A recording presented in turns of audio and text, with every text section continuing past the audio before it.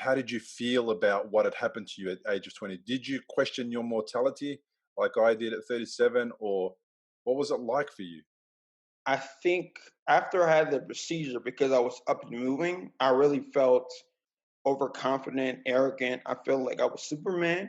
But I think the month later when I had the stroke, that was humbling. I went from being athletic most of my life to not being able to run or jump or, go out and be myself, operate by myself without having some extra help. So it was a complete 180 in that I never saw this happening to me. You don't plan for things like this to happen, especially where I was in life. So it was just very detrimental to my self-confidence. This is Recovery After Stroke with Bill Gassiamis, helping you go from where you are to where you'd rather be. Bill from recoveryafterstroke.com. This is episode 83, and my guest today is Kawan Glover.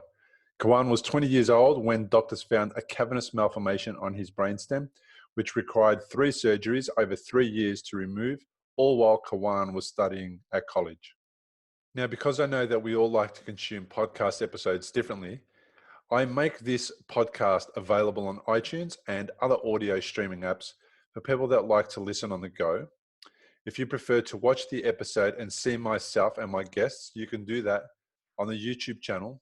And if you prefer to read and take notes or highlight different parts of the episode for future reference, you can now download a PDF of each episode transcript and print it out, and perhaps even get it bound and placed on your bookshelf. That is something I would recommend that you do for episodes that you really like, as it is a great way to learn and helps retain new information to memory. Just go to recoveryafterstroke.com, click on the image of the episode you have just listened to, and at the very beginning of the page, you will see a button that says download transcript, and enter your email details and the PDF will begin downloading. Now, I want to share with you that a few weeks ago, I launched Recovery After Stroke Coaching. The people who have signed up are now being coached by me and are being helped to overcome challenges, including fatigue, anger, isolation, amongst other things. For 12 months of access, they paid only $149. So if you're a stroke survivor that wants to know how to heal your brain, overcome fatigue, and reduce anxiety, Recovery After Stroke Coaching might be perfect for you. If you have fallen in the cracks between hospital and home care and desire to gain momentum in your recovery but do not know where to start, this is where I can help. I will coach you and help you gain clarity on where you are currently in your recovery journey. I will help you create a picture of where you would like to be in your recovery 12 months from now, and I will coach you to overcome what's stopping you from getting there. During coaching, I will also teach you the 10 steps to brain health for stroke survivors and guide you through each step with supporting interviews from experts and information that is based on the latest scientific research. If you are one of the first 10 people to join Recovery After Stroke Coaching, you will get a one-on-one private coaching thread with me, access to the course 10 Steps to Brain Health for Stroke Survivors when released, access to member-only monthly group training calls, and access to the Stroke Survivors private forum. The first 10 people to join will also get more than 70% off the full price of $5.99, and 12 months of access will only cost you $149. Be one of the first 10 people who apply for Recovery After Stroke Coaching now and get the first 7 days free. After the 7-day free trial, you will only pay the annual amount, and the price of renewal will never be increased for as many years that you stay a member. Once the first 10 coaching packages are sold, the price will increase and the $149 offer will never be made again. So take advantage of the 7-day free trial now by clicking the link below if you're watching on YouTube, or by going to recoveryafterstroke.com/coaching if you are listening online. And now it's on with the show. Kawan Glover, welcome to the podcast. Thank you for having me. Thanks for being here, man. Before we get stuck into the conversation, tell me a little bit about what happened to you. Yeah, so back in 2014, I had a mass or lesion they found on my brainstem, and my symptoms got worse. They monitored, and my symptoms got worse when I went home. So they decided to operate, remove it. And from what they told me, they believed it was all gone. About a week later, after that, my first brain surgery, I went back to school, went back to college life. I think I was 20 years old at the time. So there was no stopping me from getting back to my normal life. And because of that, it created an environment where I was one day, I think it was September 17th, I had a headache for 13 hours. I vomited clear fluid. I lost a lot of my vision in my right side, completely became useless, and I had a stroke. Recovered for a month. A year later, it returned. I had another lesion and it grew back in the same spot. October 1st, 2015, had another surgery. Everything was okay, just recovering slowly. Still some deficits, but I was able to maintain my lifestyle. And then right after I graduated in May of 2017. About a couple months later, September, symptoms started resurfacing. They actually got worse. I lost my There was a ringing in my left ear. There was numbness and loss of control in my face. Not able to do my left eye. Complete numbness in my right side. Major deficits. And became difficult to talk, to eat, to sleep.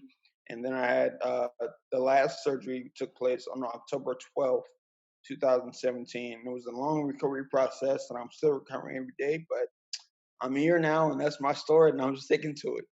Wow, man. So this lesion, was it more of a tumor or? So, from what I understand, it was a benign tumor. They called it the cavernous malformation. So that's like a group of blood vessels that set on my brainstem, which is why I experienced the deficits, my motor functions. Yeah, I actually just interviewed my first surgeon, Dr. Jonathan Sherman, GW Hospital.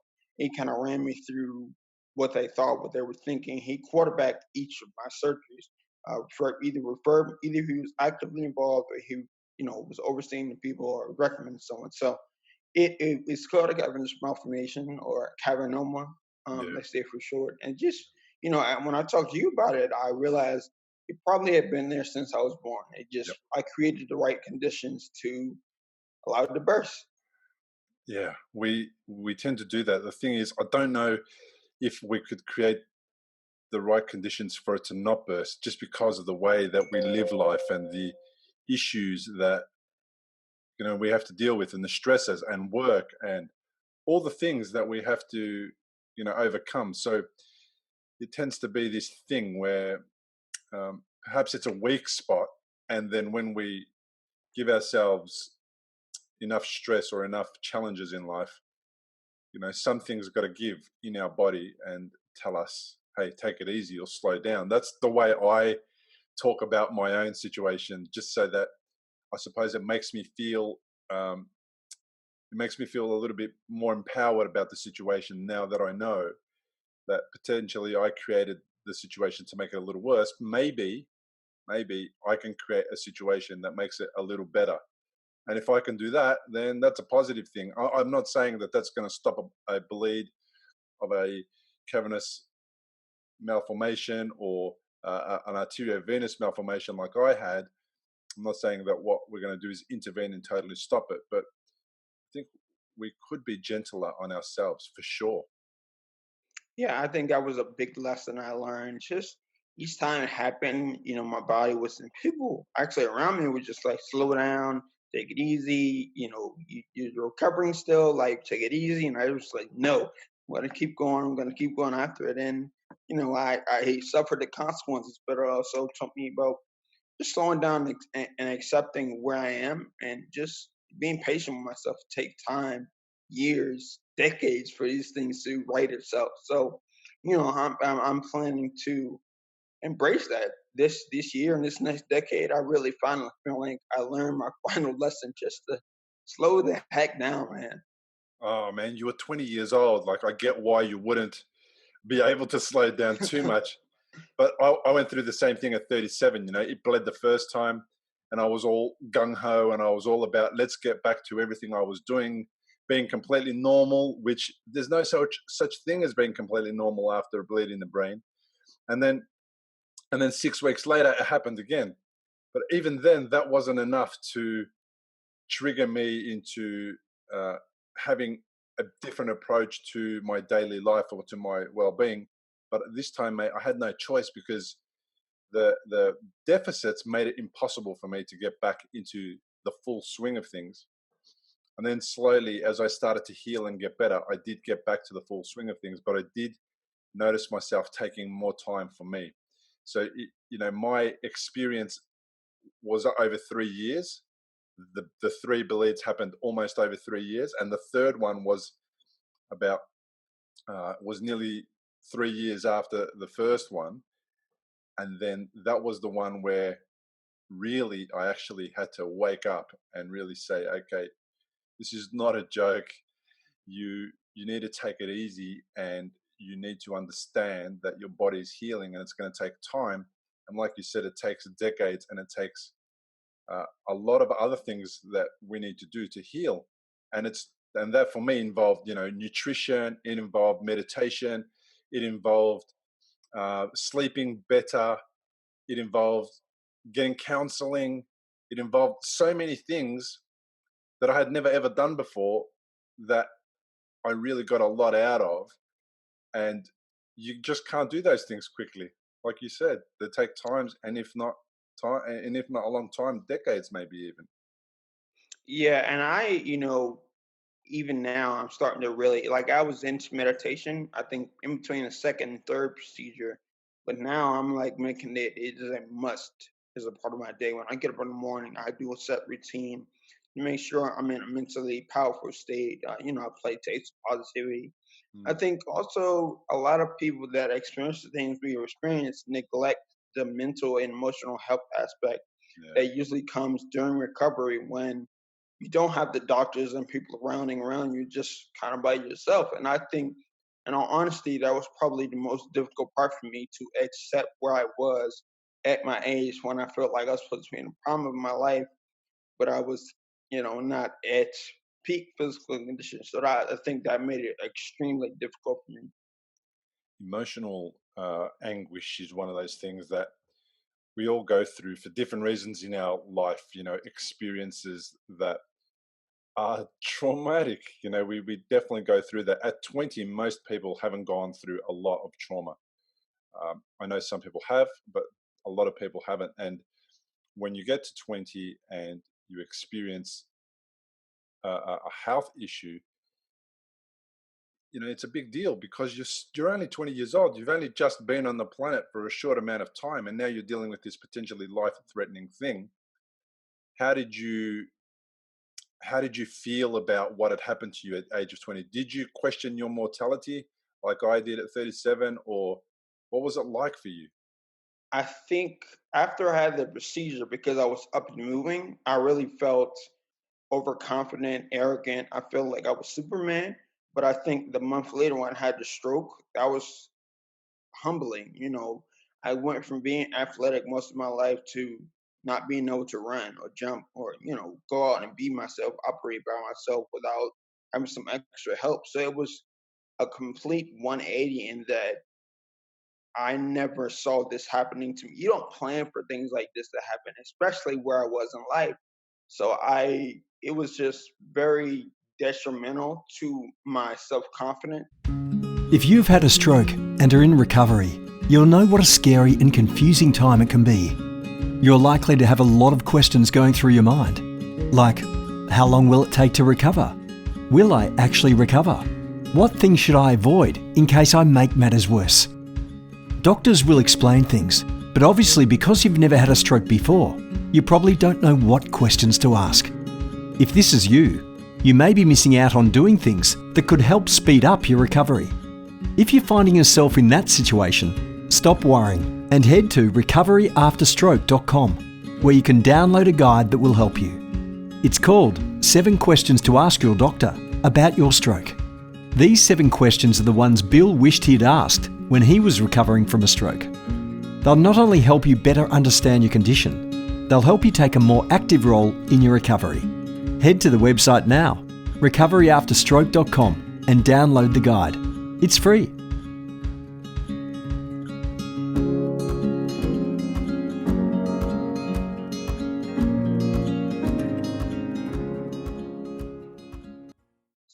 I had all these plans. I was like, I'm gonna do this, I'm gonna be successful. And then it was like, I gotta figure out how I'm gonna make it to each day. How am I gonna do all the things I wanna do, set goals, and now I'm in a better place where I am doing that. But at that age, at that time, it was it was detrimental. I didn't question my mortality because I didn't believe it would happen again. And then when it did, I think it was interesting because I took a road where I sacrificed my internal feelings for the benefit of others. So I didn't allow myself to crumble outwardly, so other people around me wouldn't crumble. But on the inside, it was a lot of turmoil, a lot of doubt, loneliness, depression, anxiety, all those things you can imagine. So it was a battle, I'm going to say, up until August of this year internally. Yeah, I know with that thing that you said about managing the emotions of other people, like it becomes our responsibility, or at least we make it our responsibility to manage the emotions of other people, our loved ones, family and friends who come and visit. And I was doing the same thing. And I thought that if I turn up and look and act confidently, they will get a lot from that. And they did get a lot from that. The one difference is that maybe because I was 37, I had already spent many, many years going to counseling and therapy.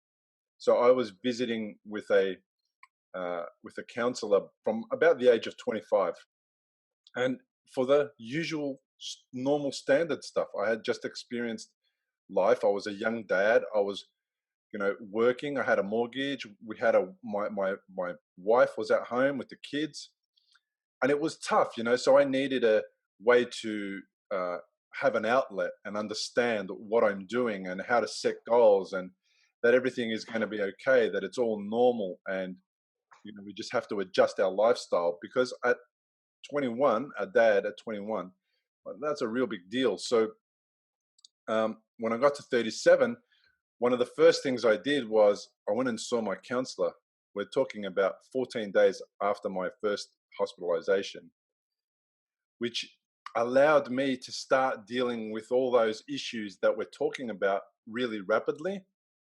And then I was quite, I'm not sure if the word's okay. I still had all the concerns that we all have, but I was already processing those feelings and those emotions, and I was already taking steps to address some issues, especially around my behavior with my children and with my wife, and all the things that um, crazy busy people end up potentially doing and not realizing they're doing. And that for me was to be a bit of a cranky person, angry and acting out, and not nasty or mean or violent or anything like that, but definitely not the happiest guy. And I started to address that stuff very, very early on. And I think that has helped me tremendously now that I'm almost 8 years down the track. And Yeah, I didn't get into counseling until after the second procedure. And even still, it wasn't even about the procedures or dealing with the stroke. It was other things in my life that I experienced earlier, like different relationships, how I dealt with pent up emotion, things of that nature. So I didn't even start the process of talking about all the medical history until I was in my last stint of occupational physical therapy. We also had a counselor in the hospital, yeah, and I continued with her afterwards, and that was about 2018. Um, but even now, I just turned 26, so I just had to get my new health insurance. So I'm going to find a counselor so I can get back into the process, and also me writing the book I'm writing now. About this whole ordeal. It's a memoir. I call it Favor, how stroke, struggle, and surgery helped me find my life's purpose. And that's been therapeutic for me as well, just writing all those things down, reliving that trauma. I think the first draft was more like a journal, yeah. but now I'm creating a narrative around it. It's helped me see things that I didn't see before. And I think counseling, through whatever you're going through is like paramount. I think it's a necessary expense. If you want to call it an expense, I think it's a necessity for life. That's an investment. It's not an expense. I mean, you're Yeah. dealing with all those challenges that we all have in life, and then you have a stroke. So your challenges become even more dramatic. There's even more things to deal with immediately. So you've got to start chipping away at those little challenges that you've already experienced. And like you said, the first few things that you were talking about or dealing with were stuff that happened, in relationships or whatever it was. And you hadn't even got to the point of talking about your stroke. But describe to me how much of a weight off your shoulders was it when you talked about that stuff, when you dealt with that stuff, when you left it in the past? Yeah, I think, when I first started counseling, again, it was more about stuff that was happening in college and before college. And I think if I would have kept that weight on my shoulders throughout this whole ordeal, I don't think I would be here because a lot of that stuff led to suicidal ideations, deep depressions, and anxiety. So I would have went crazy. A lot of it led me to a drug addiction, which stemmed from a type of medicine they had me on the hospital called fentanyl. The addiction to pain pills and things like that. But addressing those things allowed me to step outside myself and see, you don't need to add anything else to your plate. You need to actually alleviate yourself so you can have the freedom, the state of mind, the mental real estate to address those things. So now it has led me to a point where I truly believe that vulnerability is my superpower. And me laying on my flaws and weaknesses on the table allows me to embrace whatever comes my way. It's powerful as well, man. Being vulnerable is powerful because you know what that allows other people listening and watching to do is it allows them to be vulnerable. It gives them permission. If it's okay for Kawan, if it's okay for Bill, if it's okay for all these other people that we've come across to be vulnerable, like maybe I can be a little bit vulnerable. Pick a safe space. Counseling is the perfect space to be vulnerable and be vulnerable there, man. You won't get judged.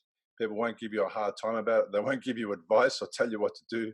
They'll just listen, and let you get that off your chest. And I know that's why I was going to counseling. Is definitely one of the best things I ever did was allowed me to be vulnerable. And it meant that, with my partner, she's not equipped to deal with all of my vulnerabilities. She's definitely equipped to handle some of the conversations that I want to have with her, but there's some things that she's not equipped to deal with. So therefore, I didn't want to put that on her, those certain things on her.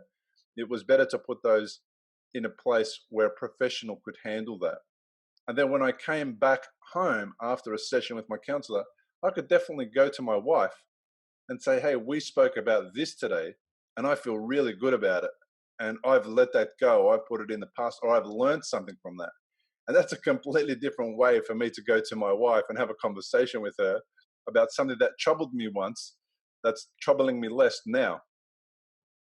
Yeah, and I think, as I've listened to a lot of podcasts on this particular subject, we make our partners our partner, our therapist, our best friend. Like we give them so many roles, and even in my relationship, she was actually the one that encouraged me to like seek counseling because there were things she just was not equipped to handle. Like she could listen and sympathize and even empathize sometimes, but there is professional help that you should seek to really flush out those issues, and they shouldn't be placed. That weight shouldn't always be placed on your partner because it can really ruin a relationship. Absolutely, they can. And one of the things that we spoke about yesterday on another episode, the one that's going to go live before this one, with a teacher, a friend, and a colleague of mine called Marvin Oka, we spoke about coaching. And coaching is similar to counseling in that, in order to uh, make to be the best tennis player in the world, Roger Federer and all those guys, man, they get coached for their entire career. They never ever go a day without a coach.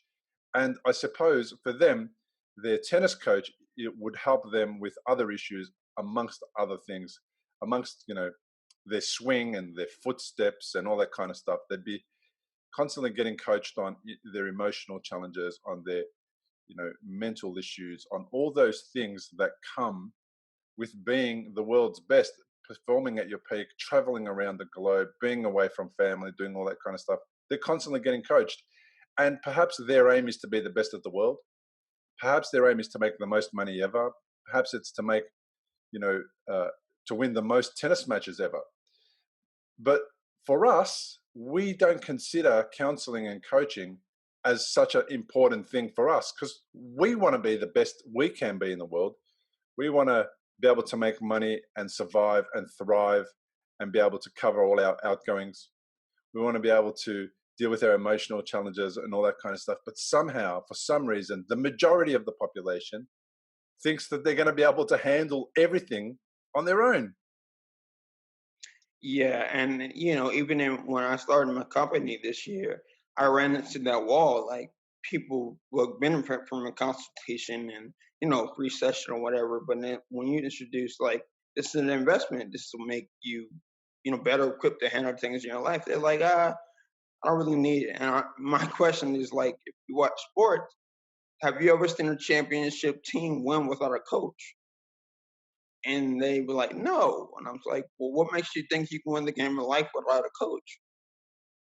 And, counseling, like you said, is an investment as well. It's just, for me, counseling is clearing that mental real estate so you can put more energy into things that you want to accomplish. So I think coaching and counseling are almost two sides of the same coin. They may take different tacks. I think counseling is more past focused Yes, and coaching is more future focused. beautiful. But I think there are key elements to a well rounded human being. I mean, everybody needs, I mean, doctors have doctors, lawyers have lawyers. So why don't people have people that coach them to get to where they want to be? Yeah, I definitely was looking for people that had gone through the stroke journey before me to support me in my stroke journey, so that I could get to beyond um, my current pain or problem or emotional turmoil. I was definitely looking for somebody, and I did get counseling, I did get coaching, got a lot of things, but there wasn't anyone out there that for had my unique needs, which was I needed to know somebody who had a stroke that was doing better. And I didn't mind if their deficits meant that they were in a wheelchair or that they were slurring the words. I didn't mind about any of that, because I know with time everyone gets better somewhere, somehow. They can. I believe they can. So I was looking for somebody like that, and there was nobody available. So I went and got the next best thing, counseling and coaching. It works just as fine. So then that's when I decided, well, I'm going to be one of those people who helps other people get through stroke and overcome the challenges that they need to overcome, which are the same things that I wanted to overcome. And what's interesting is that as you start to learn about counseling and coaching and move into that space yourself and start helping other people, there's another part of it is that as a coach myself, I get a lot out of helping other people. It makes a massive difference to me. And I've noticed that some people in the community who haven't moved to coaching, for example, still go and present and do public speaking about their experience and how to avoid stroke. They still get up in church and they talk about their experience. They inspire people. They do all those type of stuff, and that makes them feel better. And isn't that an amazing way to feel better? By helping others, it makes your stroke journey richer and better and makes it purposeful. Did you find something like that as well? Yeah, and it's crazy that I just had this conversation yesterday. My brother was just asking me how I've been feeling, and I was like, as this year comes to a close, I feel great. I feel when I'm coaching other people, I feel like it's more for me almost than it is for the other person because I get such joy and such peace of mind and that I'm putting a giving another person advice that they can gain from, they can give advice from. And I'm doing it through my unique story and giving them the strategies to overcome whatever they're dealing with. And that, I said to him like, if I don't have an opportunity to share my story, to add value, to be a benefit to other people, then my life is kind of pointless. So that's why I go after it so hard because it brings me something that nothing else can. That's why I moved into the industry because I feel like I finally found my purpose. Like really, that's why I wanted to get on this podcast, just have a conversation with somebody who really understood and it's clear you really understand. Yeah, I found my purpose. I mean, it's such a cool thing to find. I talked about that yesterday as well, man. I talked about like I found what I wanted to do when I grow up. I'm 45 years old, and I just in the last few years discovered what I want to do with the rest of my life, and it makes such a massive difference because I get people contacting me all around the world saying, thanks for that episode. This was a great episode. I needed to hear that. I'm so glad that the podcast is around. And feedback like that, it just drives you further and further to do more and more and to get better and better at the way that we offer services, and the podcast is completely free. People don't need to pay for that. If they jump on, they get so much value immediately, and I don't need to worry about any of that. I just need to put it out there, and then that attracts people to me. So I would encourage people that are listening and watching to definitely do something that helps other people, even though you think that you're the one that needs help. You probably do. Helping other people is really going to make a difference to your life. Now, you're 26, right? Yep. So to me, you sound like a much wiser 26-year-old than the ones I normally come across. Is that how you were, or does stroke somehow impart some wisdom on what normally would have been a 22-year-old party animal kind of guy? I think the stroke, the surgeries, the whole ordeal is giving me a lot of patience and perspective.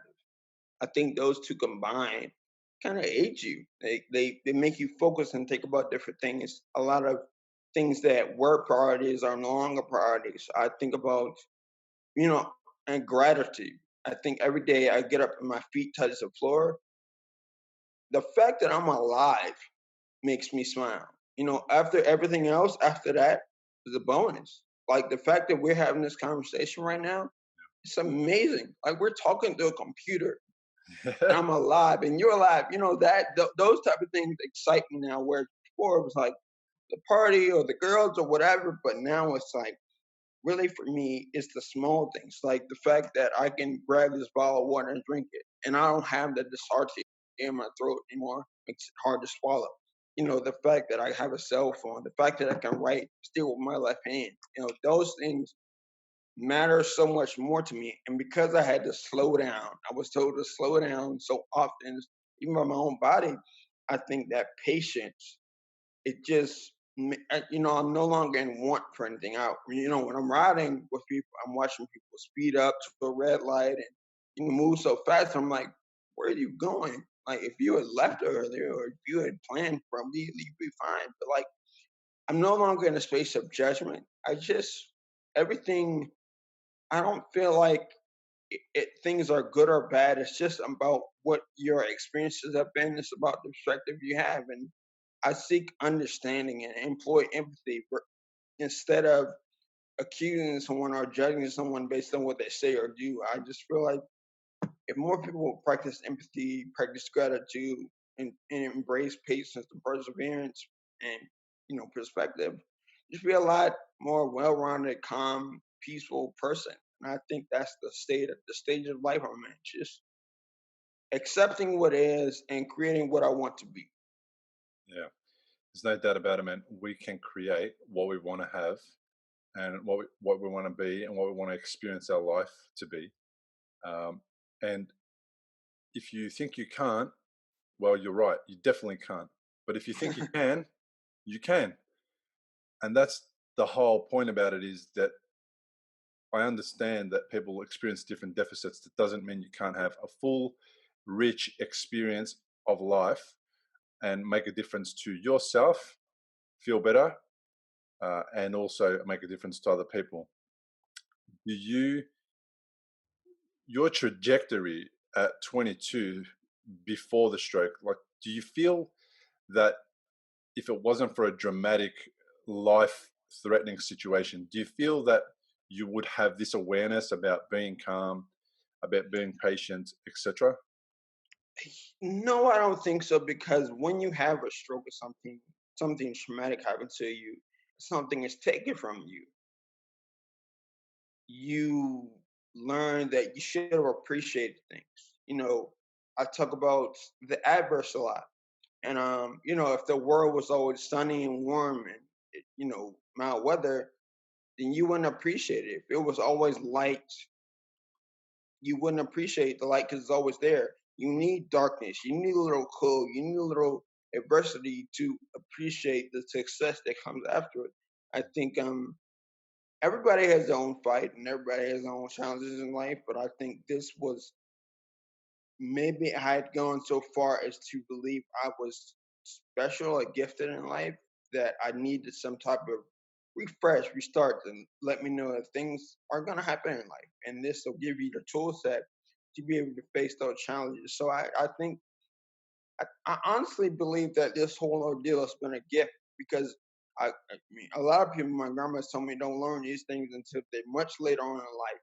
So now that I have that perspective now, it allows me to live in the moment and embrace people fully and just accept. Sometimes I used to get frustrated about little things, but now it's like, well, it happened. No longer crying about it because it already happened. Now let's see what I can do to move going forward.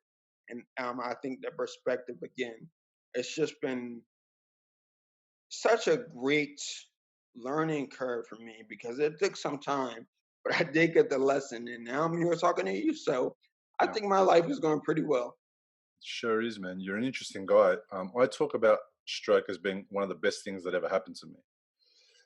If I say that to some people, they get a bit nervous about that, and they go, "Well, it's not the best thing that ever happened to me." And in context, let me give you guys the context. It's the best thing that ever happened to me from a learning experience.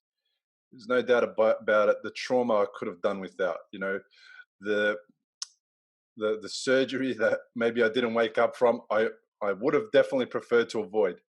Um, Waking up and not being able to walk for a time, that was something that I would have preferred to do without. But when I reflect back now, and there's been 8 years for me to reflect back, it's definitely been a, the best learning experience ever. Like you, I'm contemplating things, I'm thinking about things that I don't think I ever would have if I just went about my regular life as I did, because I was all about working too much, making money, and not giving other people the opportunity to express themselves. It was just my way. It was everything about me. And now it's not about me so much. It's more about everyone else. And I get to be a part of everyone else's experience of the world. And I get to be a good example of how we can change from the person that we were before to the person that we are now. And that change is not the change that was forced upon me. That was the one that I chose, to go down the path of change so that I could feel better in my own skin, so that I could feel better in the way that I interacted with people. And when I walked away from an interaction, I didn't feel like I had judged that person, because that's what I used to do. Like you, I used to judge people, not that I did it on purpose. I didn't know any better. I used to see somebody in a wheelchair and I was just assume that the only reason they're in the wheelchair is because they can't walk. I didn't understand the emotional issues that went with that and all the other challenges that they have to overcome on a daily basis to exist in their world. So now I see somebody who is just perhaps able bodied but looking cranky, and I'm figuring, well, man, they must have had some bad news this morning, or they mustn't have slept well because they had some dramas last night. And then that makes me approach them completely differently and allows them to calm down while I'm around them, and I impact them in a positive way without even trying, because I'm not judging them. I'm just assuming that, like me, they're a human being and they're gone through some tough times.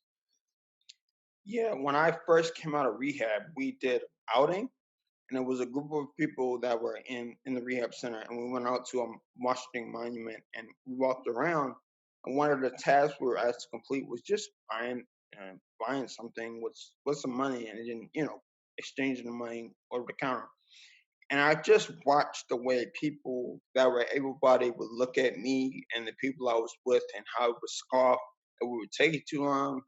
And I was just like, this is the first time I had ever been looked at as an other. And this is the way I used to look at people that would not be able bodied or something seemed to be, they had a disability. And I, would just get impatient. And now, again, this lesson, this whole ordeal is like, there are so many people that go through things every day. I don't know what happened before you left your house this morning. So me judging you or you're an awful person. I hate the way you are because I don't know. I haven't been with you all your life. I may see you for 10 seconds and you make a judgment in that moment. I think I'm more self aware to challenge that judgment Mm. within myself. Like, wait a minute, you don't know where they've been. You don't know what kind of month, week, day, morning they've had. So, how can I sit here and accuse you of something that I don't have all the information on? You know what I'm saying? And it goes conversely for the people that are jolly all the time. You never know what they're going through. And I just have empathy towards other people, no matter who they are, what their circumstances are, because, I would like to have that empathy given back to me. And I just think you don't know where people are in life. So appreciate that they're, even in a conversation with a stranger, appreciate that moment that they're talking to you. And it just makes life easier. Yeah, it does. It makes life easier. That's a great way to describe it. So tell me about your family. Were you surrounded by family and friends when you were going through this? What was that like for you? Did you have support? Yeah, I did have support. I mean, the first surgery, my parents, my grandma Cynthia, of course, were there, but it was kind of like a 2-day thing. And then I had the procedure, then 2 days, then I was back in school. So, I was looking fine again hourly. So people were just like, oh, well, he's fine. All my friends at school just kind of watching me. But I think it started when I started having the symptoms again. When I started having the symptoms after surgery, people were like, "Are you okay? You're like, you seem to be stumbling around." This is in college. I was like, "No, I'm fine." I'm like, "Don't worry about it." Da, da, da. And then I had a stroke, and then people started to really pay attention. If I was at a party, "Are you okay?" And people pulled me to the side. And this is, then I had second surgery. People, but it was really not until this third surgery that a community of people tapped into what I was going through. I needed a new surgeon, went up to Rutgers University, and I knew this is the doctor that was going to do it. It was great. And we went to check on the paperwork and the financials, and my insurance didn't cover them. So had to go to another hospital, see different doctors. There was one doctor that literally came into the room me and my parents were in, and just like, if you don't get this surgery in 3 to 6 months, you're gonna die. So in my head, I'm like, so you're gonna do the surgery? And he was like, no. And he sent me to radiology and to get angiograms, different things of that nature. And I was deteriorating at this point. Loss of talking, hearing, things of that nature. Um, and then I started a GoFundMe in September of that month. And within the first 2 days, I raised $50,000. In the first week, I raised about $77,000. So I think at the end of this whole campaign, I raised about $90,000. Um, and all those doctors that had dealt with me actually met up at a conference and decided that the doctor at Rutgers was going to do the procedure. And after the procedure, insurance decided to cover the whole thing. So one of the reasons I call the book favorite is because there are moments like that in my life where I can't explain what happened. It just happened and worked out in my favor. My grandma always says favor ain't fair. It's just favor. So I think the biggest rally around me, outside of my friends, circle, outside of my family, outside of my business associates, was that third surgery. And the GoFundMe is still up. You can go read the comments, seek donations. I'm not asking for money anymore, but it's just up there to serve as a testament to the people that rallied around me. And now I'm starting to actually accept the fact that I may have been a better person than I thought I was, because if I wasn't, all those people wouldn't have helped. So I have to accept that now. That's awesome, man. So amongst other things, you're a pretty good guy anyway. Yeah, I would say so. Especially after a stroke, I think that was really what made this change Yeah, that's amazing. You know what's really cool, and I know money is always an issue for people going through stroke or any health issue, but for stroke, it takes sometimes a long time for people to get back to earning an income. Um, and GoFundMe, and again, another blessing, another amazing thing about the times that we live in. You know, we live in the best times. Firstly, you and I, two stroke survivors, 13,000 miles away from each other, talking as if we're in the same room, um, then that takes away for me, as far as I'm concerned, isolation. That minimizes the opportunity for isolation. Then we talk about uh, the surgeons and the doctors and the hospitals that are available to us in these times. We've never had so much support and help from the medical world.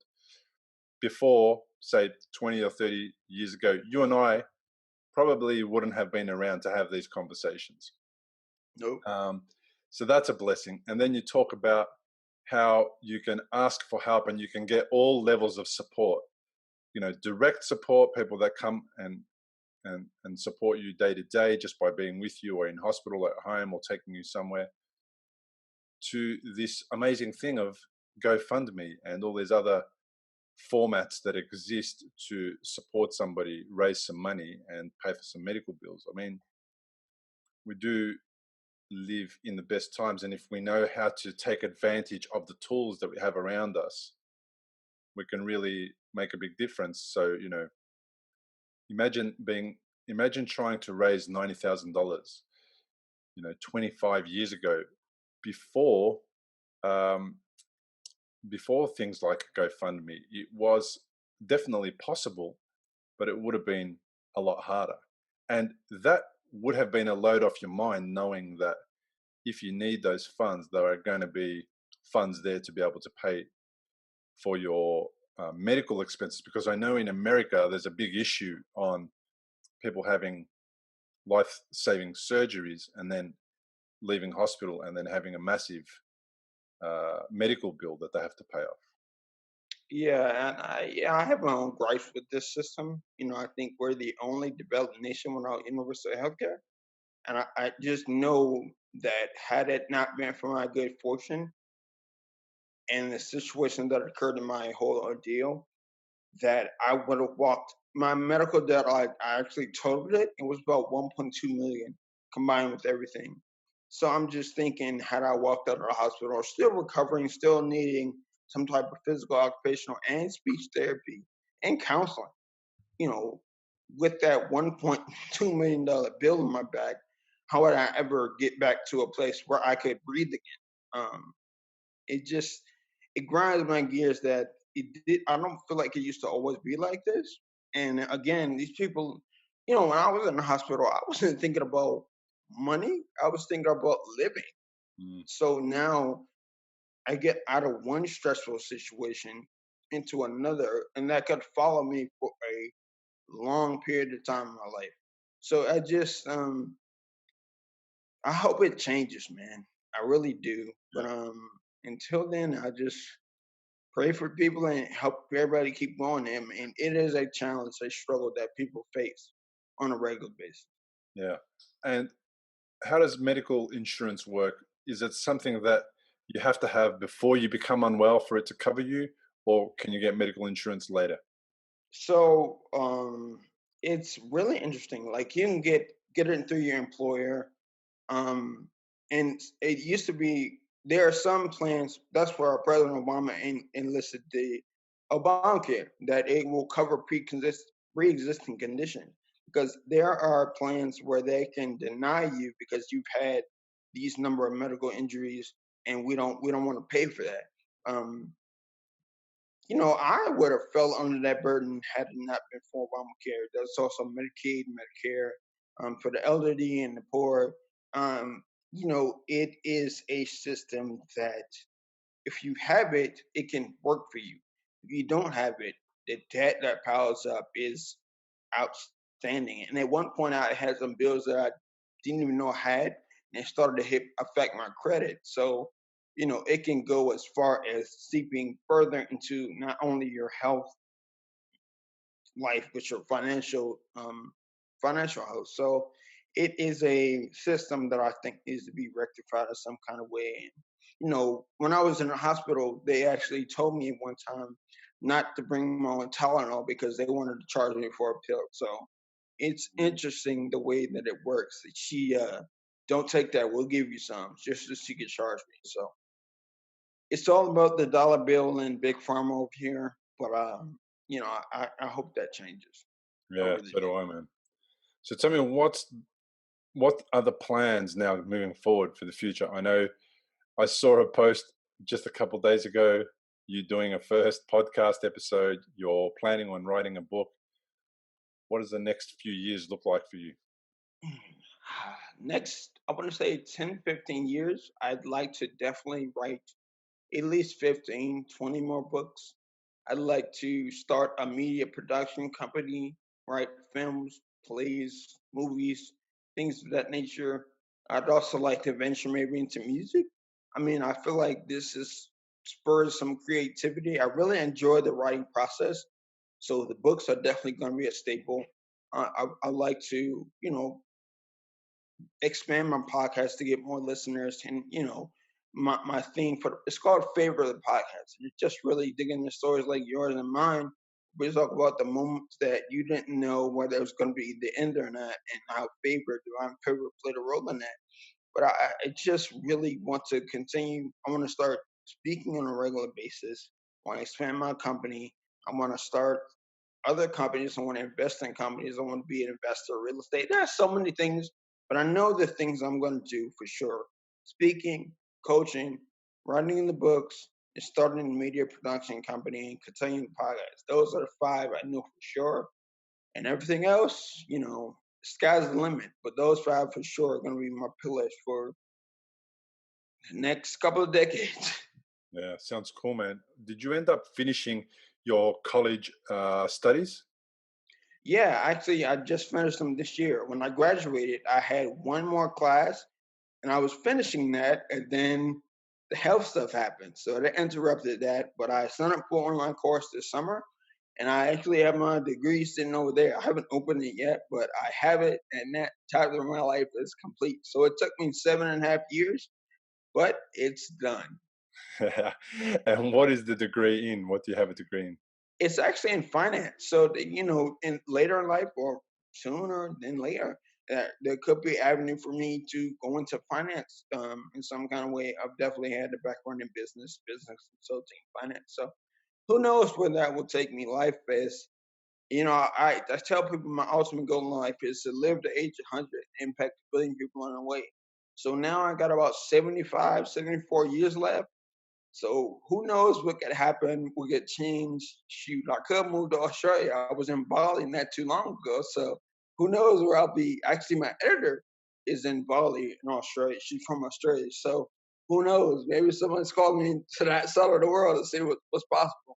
Come down, man. We'd love to have you here. When so you finished your degree, you've got all of that stuff done.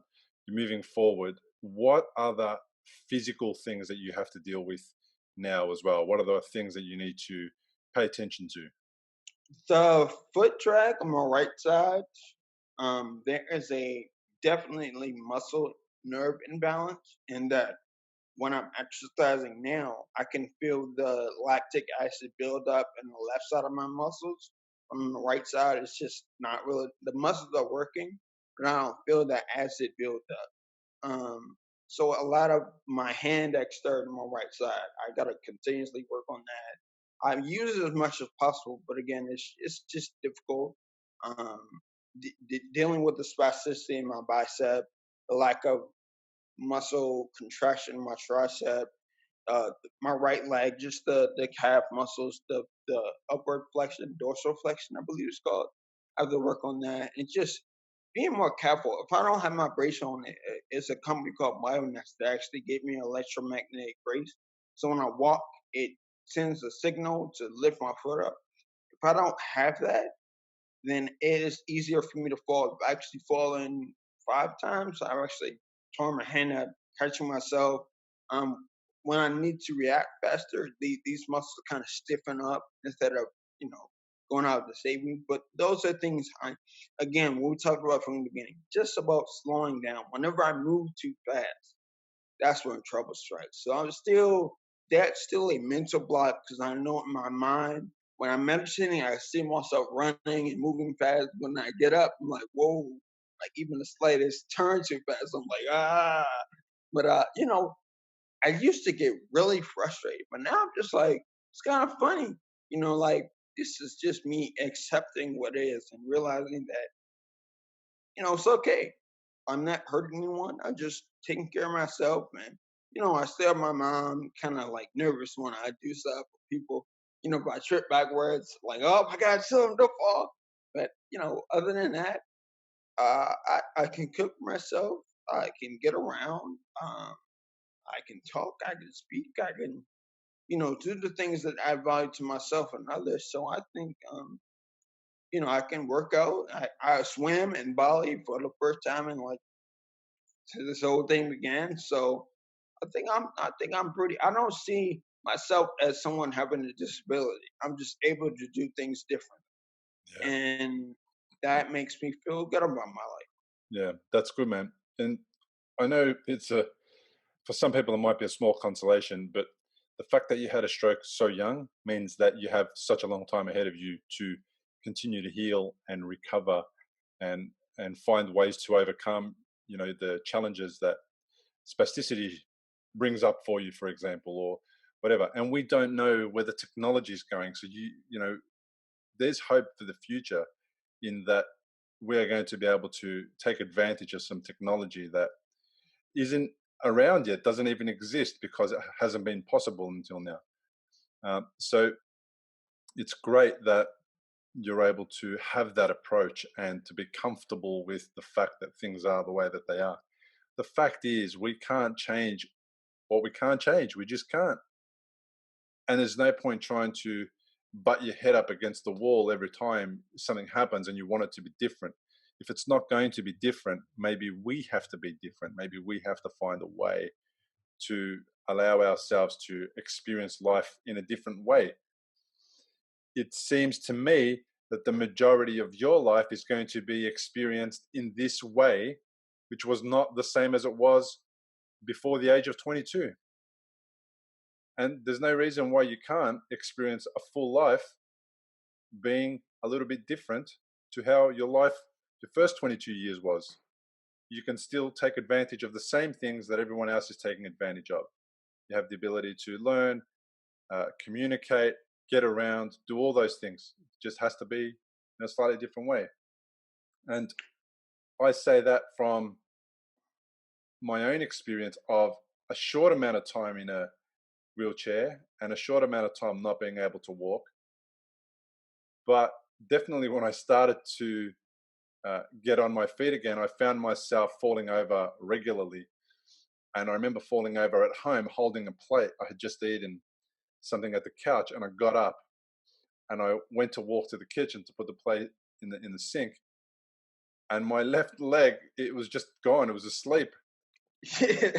I put it on the ground, fell flat on my face, and thankfully the plate fell out of my hand and slipped forward, so I didn't fall on it and break it like that. It just broke a little bit further down the track. And it was that. It was a reminder to say, just pay attention to your leg before you get up. Make sure that you can feel it. Make sure that it's on the ground. Make sure you're not going to fall over. Yeah, I've had definitely similar experiences, like just getting out of bed to go use the bathroom, and it just wasn't there, and it felt like I was falling in slow motion. Like, I can't talk to myself. Like I was like falling, and I was like, "Wow, you're actually falling. You're actually falling right now. This is happening." And then I hit the ground. It's like, well, probably should have waited a minute. And now I just realized I have to get up and reset before I move forward. Yeah. The only trepidations I have about my future is I want to hit on something you talked about at the beginning. I want to be a father and I want to be a husband. I just don't want this to limit my ability to be the best. As a dad, you want to be active with your children, and I think about that a lot now. And I don't also genetically or biologically, I don't want to pass anything I have down. So I definitely want to make sure, or see if that's possible, figure out if that's handed down. But I think about that a lot. Yeah. Like just thinking ahead, being a father, what kind of father will I be? I can be successful in my own right, but I want to be able to contribute a full experience to my children. So that plagues me sometimes. I think that's the only thing that ever gets me down. Yeah, I know what you're saying.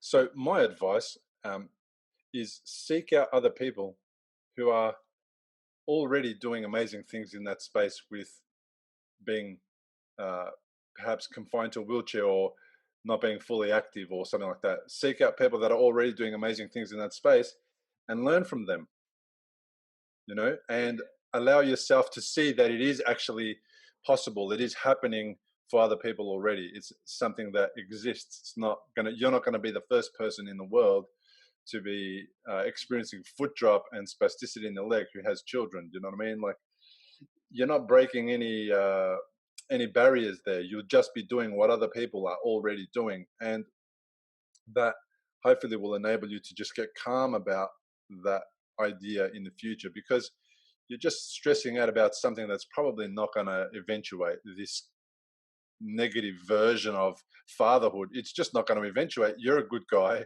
you know People think you're a good guy. You're doing good things. You're still uh, have goals and ideas, and you sound quite wise to me for a 26-year-old. You've had massive life experience, and I reckon you'll make an awesome dad.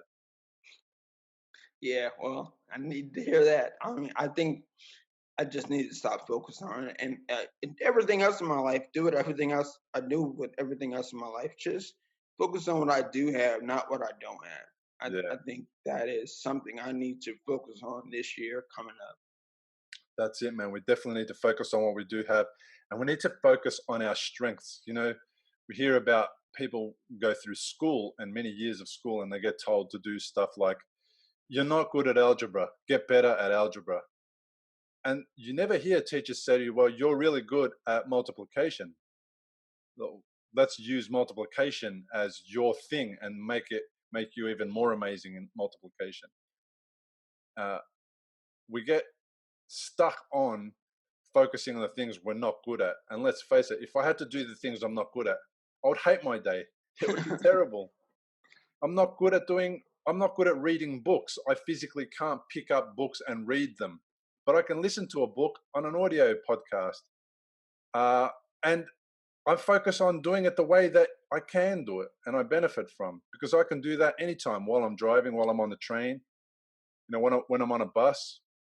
But I can't, my mind doesn't allow words to come off the page and into my memory. It doesn't allow that. So I'm not going to do that. I'm not going to force myself to get better at reading, because that's going to be terrible. I'm not going to enjoy that book.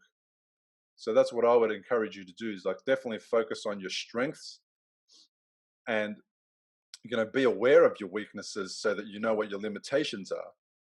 Focus on what you're good at, and you're good at so many things, and so are so many other stroke survivors. They are so good at so many things that if they gave themselves more time to um, to practice those skills, they would see dramatic results and massive improvement. Yeah, and I think you get stuck in that cycle of negativity, like, oh, I'll never do this, and those thoughts and narratives you create for yourself. I'm a chronic overthinker, so like when things go wrong, it's like a million miles a minute, questions, questions, questions, and you know, what if this doesn't work? And now I'm starting myself, ask myself, well, what if it does? Hey, that's all. And it changes, rewires those thought patterns. So now I'm in a place where, as I'm even in this conversation, I'm able to pull out the gems and learn from that and incorporate into what I'm doing, and it helps bolster my mental strength and emotional endurance. I think now I'm at a place where I think the only thing really I have to work on is the physical, because the mental is coming together, the emotional is becoming better. Yeah, Because I've been in counseling, I'm talking openly about, you know, practicing awareness, being aware of your flaws, but embracing your strengths. that's I it. think that is amazing. And I've never said that before, but now I want to write that on my wall somewhere. Like, it's okay to do what you says, but focus on what you're good at. And I'm good at talking. I can talk all day. I'm good at writing. I can write all day. I'm good at coming up with solutions quickly. That's what I do, and I'm not no longer gonna focus on the things that I don't like. Like I don't like menial tasks or accounting, or I really don't like finance, even though that's my degree. Like I thought I was gonna be on Wall Street, but I don't want to do that. I have no, especially with everything that's happened, my focus has completely shifted. So I think that is a key part of something that I'm definitely going to incorporate into this next decade. And I call it the decade of self-investment. So that's what I'm going to do. That's a beautiful way to end the podcast, man. Thank you so much, Kawan. I really appreciate you for making contact and getting in touch with me. Well done on the work that you're doing. Well done on your recovery. And I look forward to seeing what else it is that you achieve. Thank you so much, Bill, for having me. And to all the listeners, you feel depressed, down, the downtrodden, just remember this too shall pass. As long as you keep a positive mindset, keep taking positive actions, keep giving and practicing gratitude, you'll be good to go. Discover how to support your recovery after stroke. Go to recoveryafterstroke.com.